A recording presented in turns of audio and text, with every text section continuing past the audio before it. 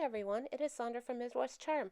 This week's video has me going and doing my smalls. This is how I usually set it up when I have a lot of items. I pick my paint colors, put them out with my brushes, make my way around the table as I get through that first trip. My items are ready for the second coat, so I'll go ahead and start doing that, and then just go around another time for those items that need a third coat. These are all these items styled up and ready to go to their new homes.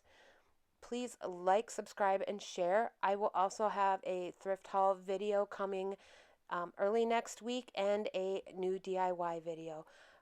Thanks for watching. I hope you like how this video is done. I know it's a little bit different than my norm, but it was a quick and easy way for you to see how I do my work.